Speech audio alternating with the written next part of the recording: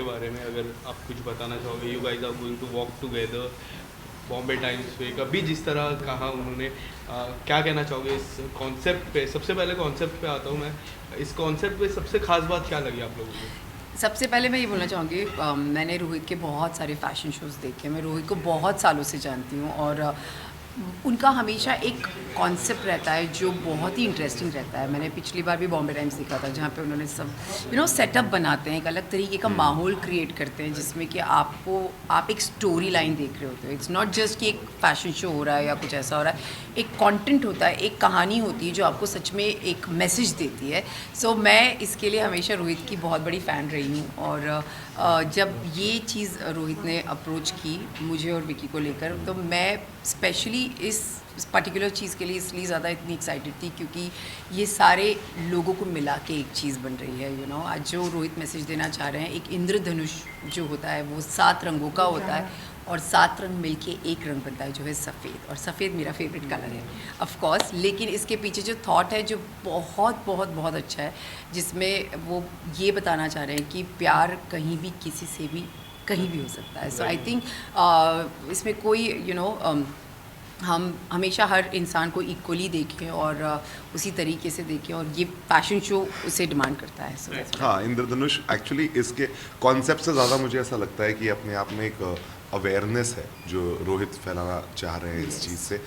जो gender equality की बात हम आज के डेट में करते हैं, मॉडर्न ज़माने में करते हैं कि all genders deserve an equal amount of opportunities and respect in the market, तो ये उसके बारे में बात कर रहे हैं जो एक बहुत बहुत बहुत अच्छा कॉन्सेप्ट है और सब लोग इसके बारे में अवेयर होना चाहिए। तो इंद्रधनुष बेसिकली एक जस्ट कॉन्सेप्ट के अलावा एक बहुत अच्छी अवेयरनेस है जो है बताई जा रही है रोहित के इस कलेक्शन के माध्यम से। सो हम दोनों बहुत एक्साइटेड हैं इसका पार्ट बनने। और यहाँ स्पेशली 2 लोग हैं जो बहुत इंपॉर्टेंट हैं, जो कि सोनू और शैलू। सो आज इनके साथ शूट करके सच में बहुत अच्छा लग रहा है। मुझे लगता है मैं बहुत कनेक्ट करती हूँ। मुझे ऐसा लगता है कि ह्यूमैनिटी लेवल पे बहुत बहुत बहुत बड़ी बात है, और आपके साथ मुझे शूट करने में सच में ज़्यादा बहुत मज़ा आने वाला है। अब तक हमने शूट किया नहीं है, सो आई एम वेरी श्योर कि हमारा शूट बहुत ही क्लासी होने वाला है। Rohit he is very talented, और ये जब फ़ोटोशूट आएगा आप लोग देखोगे तो आई एम वेरी श्योर कि आप लोगों को ही देख के बहुत अच्छा लगेगा, क्योंकि हम दोनों भी एक ऐसी चीज़ का हिस्सा बनना चाहते थे जो एक अवेयरनेस करे एक ऐसी चीज़ को जिसमें प्यार है। और प्यार सबसे बड़ी चीज़ होती है, सबको पता है। तो बिग बॉस के बाद तो काफ़ी लोग का कहना था सबसे पहला प्रोजेक्ट क्या आएगा। पहला प्रोजेक्ट आ गया, गाना आ गया आप लोगों का, जो काफ़ी खास है, ट्रेंड कर रहा है गाना number 6। Thank you so much. Thank love पिला दो। Love you getting from the audience. Yes बहुत ज़्यादा। See the thing is that कि ऐसा कुछ सोचा नहीं था, और अचानक से जब ये बात हुई इस सॉन्ग की तो फिर बहुत अच्छा शूट हुआ, और पहली बार शूट किया तो थोड़ा नर्वस भी था मैं, लेकिन अंकिता ने बहुत ज़्यादा सपोर्ट किया। ज़्यादा नहीं ज़रूरत पड़ी बट फिर भी बहुत अच्छा सपोर्ट किया और मस्त बहुत अच्छा। अभी ने मेरे सॉन्ग सपोर्ट की आपको ज़रूरत पसंद आया नहीं है, होगा। अभी अकेले ही काफ़ी हैं। सौरभ जी के साथ आप लोग, हाँ जी, वो काफ़ी अच्छा टीच करते हैं काफ़ी लोगों को, जैसा बहुत बॉबी अच्छा। Deol I think Saurabh is brilliant. I mean उनके लिए आप बोल मतलब वो बहुत अच्छे हैं। कुछ उनको अगर कुछ एक इतना सा भी कट होगा और उसको वो किस तरीके से अपना बना लेंगे और क्या कर लेंगे। तो सेट पे भी ऐसा कई बार हुआ। विकी का पहला मैं तो उनसे एक्सपीरियंस पूछता था, था, जैसे कोई शॉट शुरू होता है मैं उनके पास जाता था। नहीं मुझे अभी एक चीज़ याद है। सौरभ सीन में आया जब वो ऐसे अचानक से विकी से ग्लास लेते हैं और वो ऐसे करने लगता है, और विकी हंसने लगा क्योंकि उसे लगा ये तो कभी रिहर्सल में किया ही नहीं था।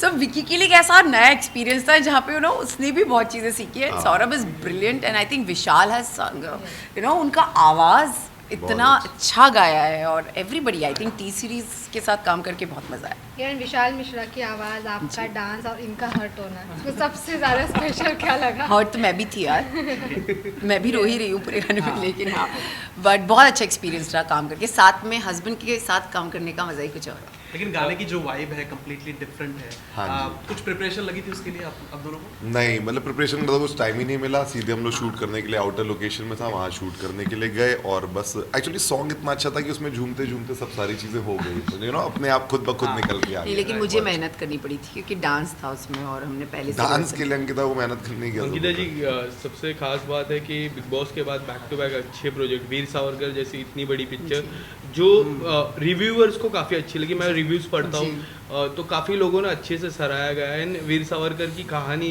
काला पानी की कहानी, वीर सावरकर की कहानी, उनकी पत्नी की कहानी, आपकी कहानी, एंड आपका इतना अच्छा अवतार, कुछ अगर बताना चाहोगे from the reviews point of view, how what kind of response you are getting?